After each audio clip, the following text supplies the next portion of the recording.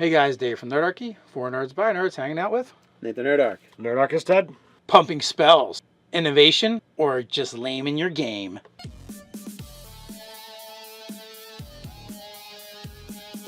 First off, I want to thank Dice of Rolling for sponsoring this video now on Kickstarter. Check out their color-coded 5th edition optimized dice on Kickstarter.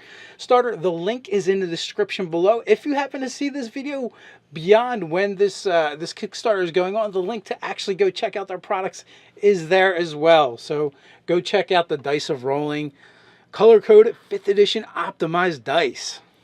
All right, so today we're going to talk about some spells, which is linked to rolling dice because you roll damage for those spells. Yeah, all the dice made me think about rolling for fireballs and stuff, so I thought it was appropriate. So what about rolling dice and spells and 5th edition Dungeons and Dragons are you guys talking about? Well, Ted and I have gone back and forth a lot about, there's some times where it's great that you can pump a spell up, but there's a certain point where you should just say, no, I don't want to pump this anymore, I'll just use a different spell. All right, so that's what we're talking about. The value of being able to increase the spell slot level for a particular spell of a lower level as opposed to just casting the higher level spell? Correct. Yes. Okay. Or just casting the lower level spell a bunch of times. Right. Well, there's also that, yes, if you have the time for it. So first and foremost, I think a good, a good scale is a spell to the next level is generally useful. But once you go 2 levels higher, the spells are just so far in power level different that it's not really all that worthwhile. So what I'm hearing is odd to even, good. Even to odd, not so good. Well, so all right, for case in point, Magic Missile. So many wizards get it. But do they really get it? Do they really? Well, hopefully not. Hopefully use their spell, so their shield, so it doesn't get them. Their shield spell, yes. So, all right. So first level, it does 3d4 plus 3 points of damage. It's force. It's not resisted. It's awesome. Do you remember back in the day when you just got 1 magic missile? I do. In fact. And then you got extra ones for free when you leveled up. So when you cast that as a second level spell, all right, you get 4d4 plus 1. Great. Well, when you bump that to a 3rd level spell, that's only 5d4 plus 5. I would point out, though, that literally casting it as a 2nd level spell is a cloud of daggers that can't be blocked by shield. Just so you know, folks. Okay. If you're paying attention at home. Now is Cloud of Daggers savable? Can you roll No saving throw. You just take the damage and stays in that area for as long as you concentrate on it.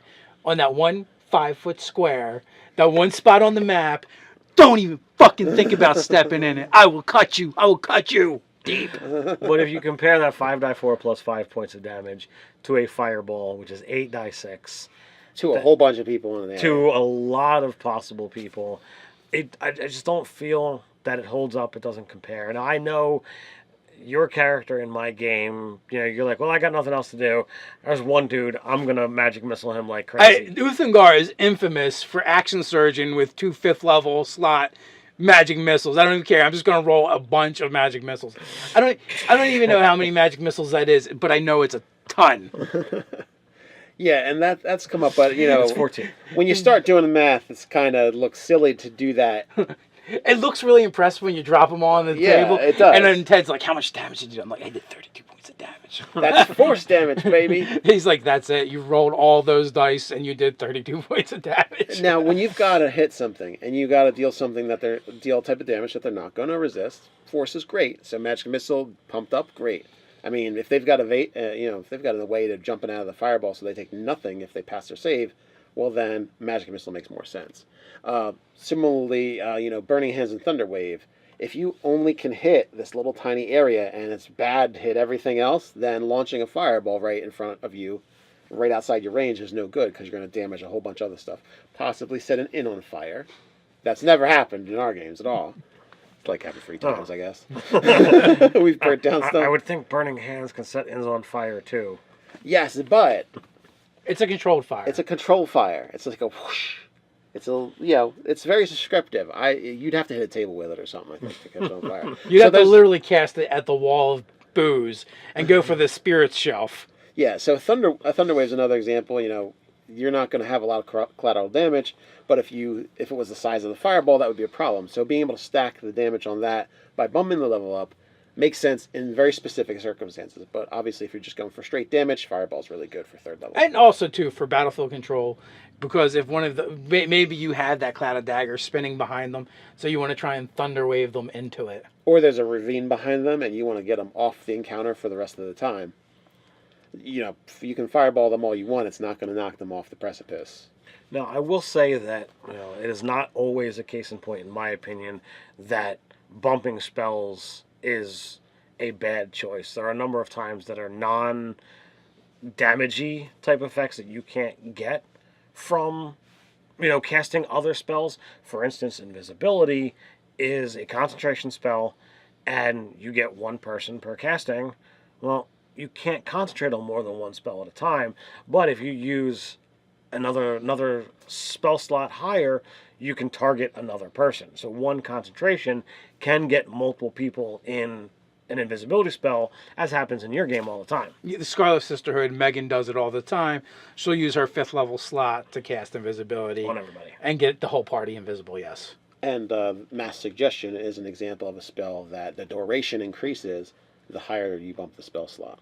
So there, it's another situation. While Mass Suggestion is probably going to be done, in combat just as much as out, it does have that situation where having a greater duration is significant to it.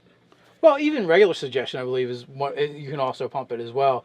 Once you get in those cases where you're increasing the duration to 8 hours or 24 hours, like literally, if you have nothing going on, you can literally keep concentrating. Then by the time they would even think about coming back to the place, that battle is long gone, or they could have literally performed tasks for you. Mm-hmm. And there are other spells where you don't get that power anywhere else, like a Dispel Magic. For Dispel, if you don't bump it up, it's a die roll on whether or not you disrupt the spell. Counterspell. No, Dispel Magic. Oh, okay. Right. Counterspell works the same way. Counterspell does work the same way. I'm like, but Dispel, it's different because Counterspells, while they're casting it, Dispels after they've cast it. But if you don't bump up that level, you're going to have a roll off on whether or not it actually succeeds. and there are times that it is, in every way, shape, or form, important that that spell does end right then and there, or in the case of Counterspell, stop it from actually happening. And a spell, going back to like the lower level spells, we've got Cure Wounds is a big deal. Sometimes you just need to cure a lot of hit points at once, and if you don't have access to the higher level spells like Heal or any of the Mass Cure effects, then you just have to sack that extra. Well, spell slot. it becomes a time sensitive situation. If you are locked in the heat of combat and your tank, the person between you and the bad guy, is taking a lot of damage, well, it might be worthwhile to say, all right, well, I'm going to use a higher level spell slot to give him a lot of hit points right now because he's hurt bad, so that it doesn't trample him and then come to me. It's worthwhile. Outside of combat, well, you can use those lower level spells and get your stat modifier on every single die as opposed to just the one. Well, I was going to say too, to the Mass Effect healing spells as well. Sometimes you don't need to heal a lot of people. You just need to heal one guy. Right. So then it makes sense to like, all right, I'm just going to push the spell up because we need it done now and it needs to be him. Right. As opposed to, all right, I'm going to heal die 8 of this round plus. I'm going to do it again next round. Plus, it kind of gets boring. And it's like, I want to get this guy up and then Blade Barrier or Flame Strike them or something cool. Or Spiritual Guardians or something. Who knows? Yeah. I love Spiritual Guardians. That is a good one to bump up because it's an area effect of your choosing, and it's a concentration power, and it slows people. So it does a whole bunch of things that are really beneficial, but you can up the damage per turn by bumping up the spell level. Well, speaking of which, Spiritual Weapon's another fine weapon, or spell to bump up because it's going to do more damage every round that it gets to act. It's not a concentration spell. That's exactly where I was going to wind up going because that's actually what I've started doing. Being a high level caster, I don't typically burn through all of my spells. So Spiritual Weapon, typically a second level spell, it swings for, a piddly a couple die 8s. But if I bump that to a 4th level spell slot during combat, that means my spiritual weapon is swinging for 4 die 8 points of damage when it hits. With a bonus action, you probably weren't going to do anything with. Right. So And you don't have to concentrate on it. bonus action to cast, bonus action to attack. Golden. So the other thing I think what we've discovered is really 5th edition spellcasting, the bumpable mechanic is a mixed bag. Like anytime you're talking about, bumping the damage for most spells, especially as an arcane caster, you're probably better off just finding a spell of that level because it'll probably be better than the one you're going to use.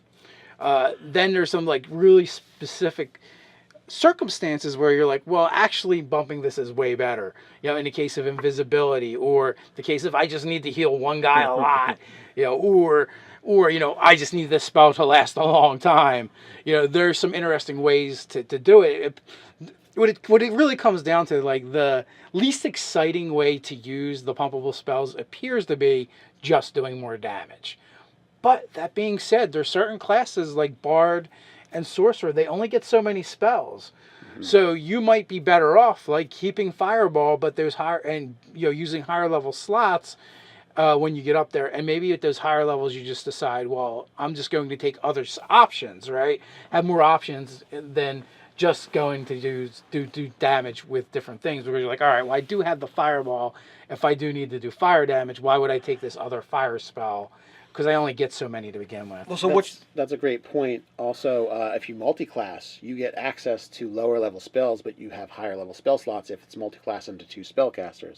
Like if you went Druid and Wizard or Druid Sorcerer, you're going to have a decent spell repertoire, but you're going to have maybe 5th, 6th level spell slots and no spells to cast them with. So you can pump up your spell effects. Point in case with Guard. That's why there is a lot of times he will do a 5th level Fireball or 5th level Magic Missile, because he's got these higher spell slots, but he doesn't actually have the spells to cast of them. Mm-hmm. So he's got to be creative with the ones that he does have. So for Dave, you brought up the point about the limited spell selection. So like what you could do, knowing that you've kind of got a one tier bump, you could be like, well, every other level I'll grab a damage dealing spell and use your even levels to get the more effect based things.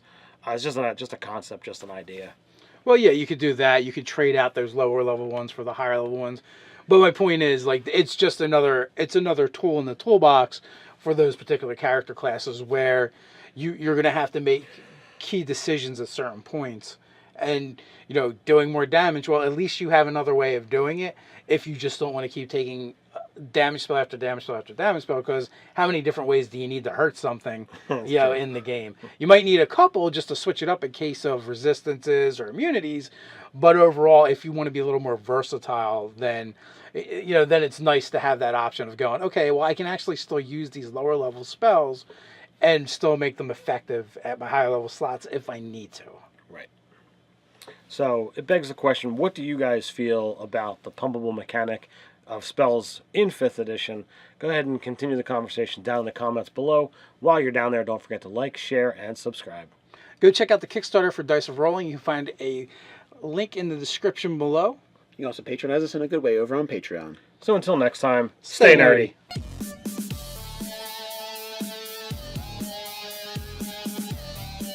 And 5th edition Dungeons and Dragons are you guys talking about? Well, Ted and I have gone back and forth a lot about, there's some times where it's great that you can pump a spell up, but there's a certain point where you should just say, no, I don't want to pump this anymore, I'll just use a different spell. All right, so that's what we're talking about. The value of being able... Hey guys, Dave from Nerdarchy, for Nerds by Nerds, hanging out with... Nathan Nerdarch. Nerdarch is Ted. Pumping spells. Innovation, or just lame in your game.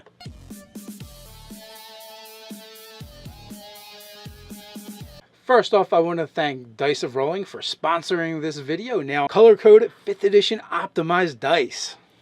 Alright, so today we're going to talk about some spells, which is linked to rolling dice, because you roll damage for those spells. Yeah, all the dice made me think about rolling for fireballs and stuff, so I thought it was appropriate. So what about rolling dice and spell on Kickstarter? Check out their color-coded 5th edition optimized dice on Kickstarter. The link is in the description below. If you happen to see this video beyond when this Kickstarter is going on, the link to actually go check out their products is there as well. So go check out the Dice of Rolling to increase the spell slot level for a particular spell of a lower level as opposed to just casting the higher level spell. Correct. Yes. Okay. Or just casting the lower level spell a bunch of times. Right. Well, there's also that. Yes, if you have the time for it. So first and foremost, I think a good